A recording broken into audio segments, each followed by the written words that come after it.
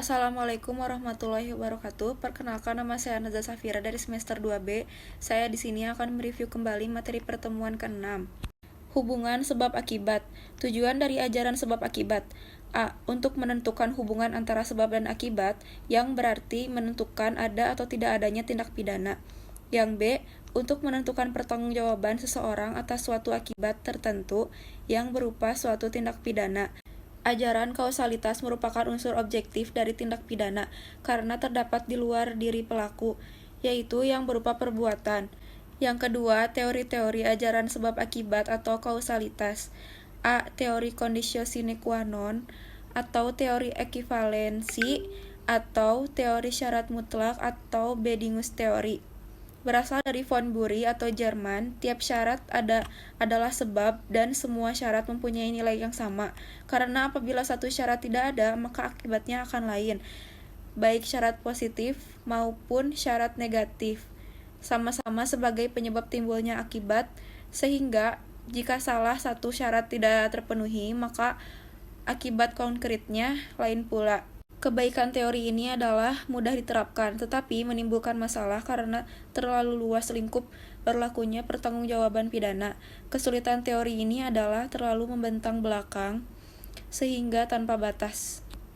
B. Teori individualisasi mengadakan pembatasan antara syarat dengan sebab secara pandangan khusus, yaitu secara konkret mengenai perkara tertentu saja, dengan mengambil pendapat sesudah kejadian. Tokoh atau penganut teori individualisasi adalah Brickmeyer. Sebab adalah syarat yang paling kuat. Kesulitannya adalah menentukan faktor yang paling kuat itu apa ukurannya. Dan yang kedua, binding. Sebab dari suatu akibat adalah faktor yang menahan atau negatif dari serangkaian faktor yang unggul atau positif. Dan yang C, teori generalisasi. Teori ini melihat peristiwa sebelum kejadian, yaitu serentetan syarat yang merupakan perbuatan manusia dapat menjadi akibat dari suatu peristiwa, yaitu dilihat dari perhitungan yang layak atau pengalaman hidup yang umum terjadi. Menurut teori ini, harus dicari sebab yang sama untuk dapat menimbulkan akibat.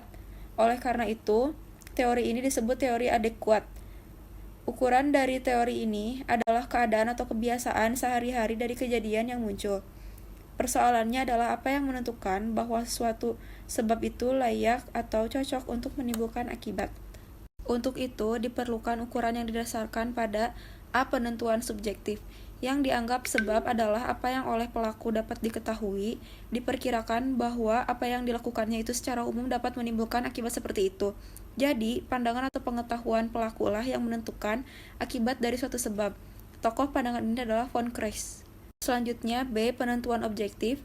Yang dianggap penentu atau sebab adalah keadaan atau kejadian, adalah pengetahuan hakim, yang didasarkan pada suatu keadaan secara umum dapat diketahui. Tinjauan terhadap teori kausalitas. Dari teori-teori tentang kausalitas, yang dianggap paling mendekati kebenaran adalah teori adekuat atau kausalitas. Tetapi untuk menggunakan teori ini perlu mendapatkan penambahan, yaitu adalah adanya unsur kesalahan dari pelaku dalam melakukan perbuatan atau kegiatannya. Oleh karena itu, teori dari von Kreis ini dianggap sesuai dengan jiwa hukum pidana, yaitu dapat melindungi kepentingan hukum terhadap perbuatan yang hendak memperkosanya. Atas dasar itu, hukum pidana harus membuat pagar atau aturan terhadap tindakan atau perbuatan yang mendatangkan kerugian.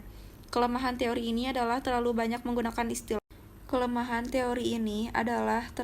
menggunakan istilah yang tidak terang atau kurang jelas seperti kata-kata kadar biasanya, pengalaman manusia pada umumnya, dan lain-lain. Teori kausalitas dalam hal tidak berbuat muncul dalam delik omisi dan delik commissionis per omissionem commissa, yaitu delik yang dilakukan dengan cara tidak berbuat. Terhadap hal ini, ada beberapa pendapat, yaitu tidak mungkin orang yang tidak berbuat akan menimbulkan akibat, pendapat IPA. Pendapat ini tidak dapat dipergunakan dalam IPS, khususnya ilmu hukum pidana. Ukuran dari sebab adalah perbuatan yang paling positif yang dilakukan oleh pelaku. Sebab adalah sesuatu yang dilakukan. Jadi, teori ini juga tidak dapat diterima dalam hukum pidana, karena bukan yang paling positif yang menjadi ukuran, melainkan yang ada hubungannya antara sebab dan akibat. Terima kasih. Wassalamualaikum warahmatullahi wabarakatuh.